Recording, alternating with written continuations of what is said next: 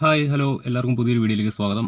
കണ്ടില്ലേ നമ്മുടെ ഹംഗ്രി മൃണാൽ പുള്ളിയുടെ റെസ്റ്റോറൻറ്റിൽ നിന്ന് ഭക്ഷണം കഴിക്കാൻ പോയവർക്ക് കിട്ടിയ ഭക്ഷണമാണ് ജീവനുള്ള പുഴുക്കൾ. സാധാരണയായിട്ട് നമ്മുടെ ചില പഴങ്ങളിലൊക്കെ ഈ പുഴു ഉണ്ടാകാറുണ്ട്. അങ്ങനെയുള്ള പുഴുക്കളാണ് ഈ കാണുന്നത്.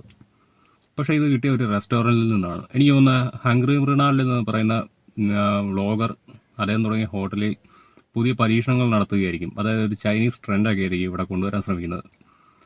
ചൈനയിലൊക്കെ ആണല്ലോ ജീവനുള്ള പുഴുക്കളെ അത് കണക്ക് പാകം ചെയ്യാത്ത മാംസം ഇതൊക്കെ സപ്ലൈ ചെയ്യുന്നത്. കാരണം അവിടെ ഉള്ളവർക്ക് അതൊക്കെ കഴിച്ച് ശീലമുള്ളതാണ്. ആ ഒരു ട്രെൻഡ് നമ്മുടെ കേരളത്തിലും കൊണ്ടുവരാണ്ടായിരിക്കും അദ്ദേഹം ശ്രമിച്ചത്. പക്ഷേ ഇവിടെ ഒരു വിഷയം വരുന്നത് നമ്മുടെ കേരളത്തിലെ ഫുഡ് ആൻഡ് സേഫ്റ്റി ഡിപ്പാർട്ട്മെൻറ്റ് അവർ ഈ വിഷയത്തിൽ ഇടപെട്ടിട്ടുണ്ടോ എന്ന് എനിക്കറിയില്ല. കാരണം സാധാരണക്കാരൻ്റെ ഏതെങ്കിലും ഒരു ഹോട്ടലിൽ നിന്നായിരുന്നു ഈ ഒരു സംഭവം പിടിച്ചതെങ്കിൽ ഈ സമയം കൊണ്ട് ഫുഡ് ആൻഡ് സേഫ്റ്റി ഡിപ്പാർട്ട്മെൻറ്റ് ആ ഒരു ഹോട്ടൽ അങ്ങ് പൂട്ടിച്ച് അതിൻ്റെ കാര്യത്തിൽ തീരുമാനമാക്കിയത്. പക്ഷെ എന്തുകൊണ്ടോ ഇവിടെ ഇടപെടുന്നില്ല. എന്തായാലും നമ്മുടെ കേരളത്തിൽ ഭക്ഷ്യവിഷബാധ എന്ന് പറയുന്ന സാധനം ഈ കഴിഞ്ഞ കുറേ കാലയളവായിട്ട് ഇങ്ങനെ വർദ്ധിച്ചു വരുന്നുകൊണ്ടിരിക്കുകയാണ്. നിരവധി ആളുകൾ മരിക്കുന്നുണ്ട്, കുറേ അധികം ആളുകൾ ഹോസ്പിറ്റലൈസ്ഡ് ആവുന്നുണ്ട്.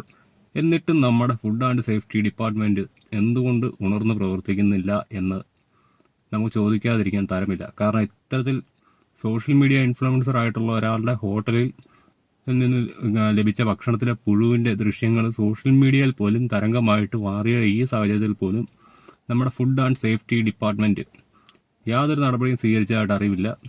എന്നാലും അവിടെ പോയി ഭക്ഷണം കഴിക്കുന്നവർ നല്ലൊരു ഹെൽത്ത് ഇൻഷുറൻസും അതേപോലെ തന്നെ ലൈഫ് ഇൻഷുറൻസും എടുക്കുക, രണ്ടും ആവശ്യം വരും. അപ്പോൾ ഇത്ര ഉള്ളു വീഡിയോ. ഇനിയിപ്പോൾ ചേട്ടൻ എന്നെ ഏറി കയറ്റിയാലും എനിക്ക് കുഴപ്പമൊന്നുമില്ല കേട്ടോ. എന്നാലും ഈ വിഷയത്തിൽ ഞാൻ പരാതിയായിട്ടൊന്നും പോകുന്നില്ല. കാരണം ഈ പരാതി കൊടുത്ത് ഞാൻ റീച്ച് ഉണ്ടാക്കാൻ നോക്കുന്നതെന്ന് ഇനിയൊരു സംസാരം വരും. അതുകൊണ്ട് ഞാൻ ഈ വിഷയത്തിൽ ഒരു പരാതിക്കും പോകുന്നില്ല. എന്തായാലും എനിക്ക് പറയാനുള്ളത്, ഇത്തരത്തിലുള്ള അനുഭവങ്ങൾ ഉണ്ടാകുന്ന ഒരു കേസുമായിട്ട് മുന്നോട്ട് വരിക. അങ്ങനെ വന്നില്ലെങ്കിൽ ഇത്തരത്തിലുള്ള പ്രവർത്തനങ്ങൾ ഇനിയും നമ്മുടെ സംസ്ഥാനത്ത് ആവർത്തിക്കപ്പെടും. നമുക്കറിയാം, കുഴിമന്തി കഴിച്ചൊക്കെ ഇഷ്ടം പോലെ ആളുകൾ മരിക്കുന്നുണ്ട് മയണൈസിൻ്റെ ഒക്കെ ഇഷ്യൂകൾ കാരണം. അതുകൊണ്ടാണ് പറയുന്നത്, കഴിവതും ഹോട്ടലാഹാരങ്ങൾ ഒഴിവാക്കുക. ഇനിയിപ്പോൾ നിങ്ങൾക്ക് അങ്ങനെ കഴിച്ചാൽ നിർബന്ധമുള്ളെങ്കിൽ അത് നല്ല സ്റ്റാൻഡേർഡ് ആയിട്ടുള്ള ഹോട്ടലുകളിൽ പോവുക. നല്ലതെന്ന് തോന്നുന്ന ഭക്ഷണം മാത്രം കഴിക്കുക.